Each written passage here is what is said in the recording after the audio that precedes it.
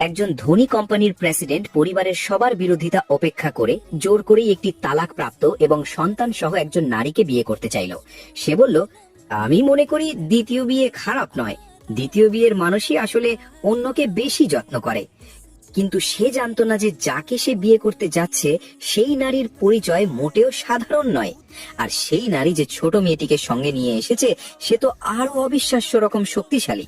কয়েকদিন আগে শীর্ষস্থানীয় গুপ্তচর লিন শি একটি গোপন মিশন পেয়েছিল। তার কাজ ছিল একজন সিঙ্গেল মায়ের ছদ্মবেশ নিয়ে এই প্রেসিডেন্টের কাছে যাওয়া এবং তার পরিবারের গোপন রহস্য খুঁজে বের করা। কিন্তু সে তো অবিবাহিত, তাই বাধ্য হয়ে সে একটি অনাথ আশ্রমে গেল। কিন্তু দরজায় ঢুকতেই সে দেখলো একজন কর্মচারী বাচ্চাদের ওপর অত্যাচার করছে। লিনসি সঙ্গে সঙ্গে সামনে গিয়ে বাচ্চাটিকে নিজের পিছনে লুকিয়ে জিজ্ঞেস করলো, তুমি কেন বাচ্চাটিকে কষ্ট দিচ্ছ? কর্মচারী রাগ করে বলল, এই বাচ্চারা চোর, তার হাতের ব্রেসলেট নাকি চুরি করেছে। ঠিক তখনই একটি ছোট মেয়ে সামনে এগিয়ে এলো। মেয়েটি বলল, আন্টি, আপনার ব্রেসলেট তো আপনার পকেটেই আছে।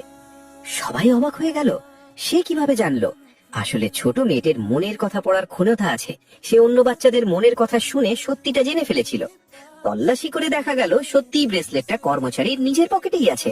লজ্জায় সে চুপচাপ সেখান থেকে পালিয়ে গেল। ছোট মেয়েটির সাহস দেখে লিনসি তাকে খুব পছন্দ করলো। সে জিজ্ঞেস করলো, তুমি কি আমার সঙ্গে বাড়ি যাবে? ছোট মেয়েটি তো আগেই এই সুন্দর আপুকে পছন্দ করে ফেলেছিল। সে সঙ্গে সঙ্গে মাথা নেড়ে রাজি হয়ে গেল। মেয়েটি আনন্দে বলল, ইয়ে, আমার এখন মা আছে। এইভাবে একজন শীর্ষ গুপ্তচর একটি মনের কথা পড়তে পারে এমন ছোট মেয়েকে দত্তক নিল এবং তাকে নিয়ে প্রেসিডেন্টের ভিলায় গেল। কারণ সেই প্রেসিডেন্ট তখন বিয়ের জন্য পাত্রী খুঁজছিল। কিন্তু তার শর্ত ছিল খুব অদ্ভুত। পাত্রীকে অবশ্যই একটি সন্তান থাকতে হবে, আর তাকে তার অটিজমে আক্রান্ত ছেলেকে কথা বলতে বাধ্য করতে হবে। মনের কথা পড়তে পারে এমন মেয়েটি বাড়িতে ঢুকতেই ছেলেটির মনের কথা শুনে ফেললো। সে দৌড়ে গিয়ে তার সঙ্গে খেলতে শুরু করলো।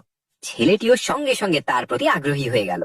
ছেলেটি মনে মনে ভাবলো, ছোট বোনটা কত সুন্দর, তার গালটা ছুঁতে ইচ্ছে করছে। মেয়েটি বলল, ভাইয়া আমার গাল টানতে চায়। সে একদম ভয় পেল না, বরং নিজেই গাল এগিয়ে দিল। ছেলেটি বলল, কি নরম, খুব ভালো লাগছে। উপরে দাঁড়িয়ে প্রেসিডেন্ট সবকিছু দেখছিল। যদিও তাদের মধ্যে যোগাযোগ হলো, তবুও ছেলেটি এখনো কথা বলেনি, তাই লিনসি এখনো বাদ পড়ার ঝুঁকিতে ছিল। ঠিক তখনই এক অলৌকিক ঘটনা ঘটল।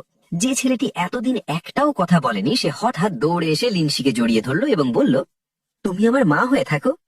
সবাই অবাক হয়ে গেল, সে সত্যি কথা বলেছে। লিনসি জিজ্ঞাসা করলো, তুমি সত্যি চাও আমি তোমার মা হই?